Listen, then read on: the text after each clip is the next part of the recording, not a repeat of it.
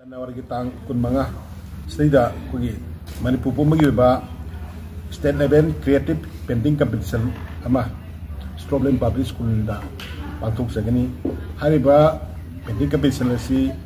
Slopland Public School, Slopland College amding Arambai unit 3 pullaga jointly organized tobani Manipuri irang yamna phattaba amasung santi laiba warba matam sista Mipung kedua kelas 3 lagi na sahi open bau category itu lagi mipung kedua art pam sebesing na Manipur gi lagi sama segi mong mato cultural bahasa saya masih lagi wakal lagi gi mami itu pergi visualize tahu na ba wakan adu gi object ke lene na pergi painting competition pangtok pani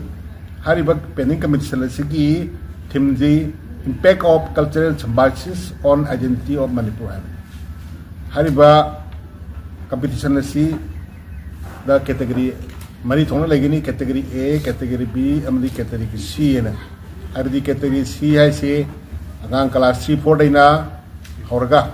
class 12 pog lagi ni. Aduga open category hai na for all ages.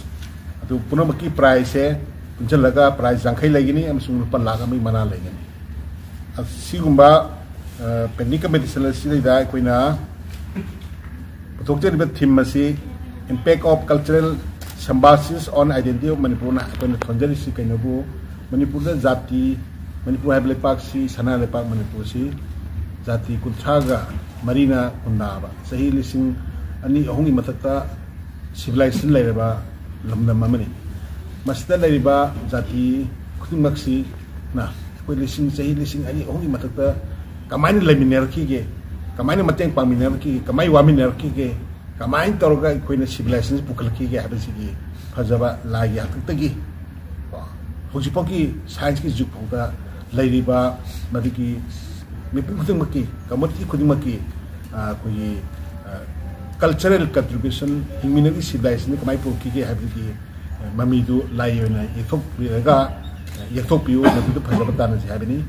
masih na aku picture sih na hari ini nah sehingga maru ini community sih sih yang karena bapi gini amasung masih na aku ida mereka pun siapa amasung pun hingga na itu propada hujiki mata masih dah aku karena bapak ini kan laga penting kami sih tahu siapa ni tahu siapa tu masih Koi judges mangat sahaba judges ni mangan sahaba judge na hai ba competition si evaluation to bi gini adu le na saru ga bi besing na porokada basi kanoni koi gi magi painting yeng na ba masak si porokani adu ga koi silin ja langjeri ba koi na che oine pi gini si pigani drawing chart si pigani aduga atopa yeng na ba muk na chingdi asar-sana pudi na kadam aduna koina pung ahong gi duration si nungai na mohona bada Slopland campus si ana pak chawba yamna greenery oiba mafam amani masida koi mayam si lai ba kuni musi nungai na mohona bada koina Arambai gi volunteer singa Slopland gi lai ba staff pun makaloina na lakbi na kuni mapu ngai dina koi sewa tom na jaram ge Wadana ba, aduga pothana ba, koi not only painting creatives, creatives outing ama, when slobi naga puno mana seru abi wahai. Lagi ba, tangkut mengata pangtok segaduri ba, state level creative painting competition ama, aku ina Slopland Public School, Slopland College, aduga Arambai Tenggol Unit 3, kusam naraga sinjari ba. Painting competition asi jam-jam na kogi lai yekpa haiba hibi khara laga lai khara ye amaga mayam na du phajai adu tawina haibu du khattagi na chade koi community yamna khundamina ba leibang ni aduna peaceful coexistence haiba tare ngasai gi lai yekpa haiba hibi lakpi ga dori ba mayam du bi thamoida kachinda lotlaga phummaga leiri ba mayam do lai oina yekthok piro aduga akogi community mayam sida peaceful coexistence sagat na ba mayam da hena nusi chana na leimina na bagi wakhalon do pubirakpa ngamnanaba haidana akogi Slopeland gi authority ga Arambay Bengal Unitary ga kusamnaraga hairiba painting competition asi pangthokjabani aduga mayamda hena khudong chana ba haidana school authority ga khoi ga tana jaraga category mari thongna haiba tare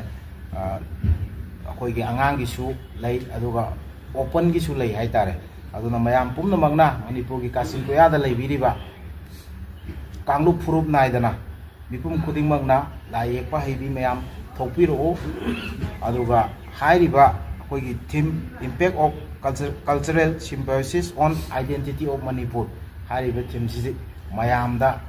lai oini yekthokpiraga uhonbiramu nungsi chanana leiba leiba ama ohelasi haibudu wakhallom nani mayam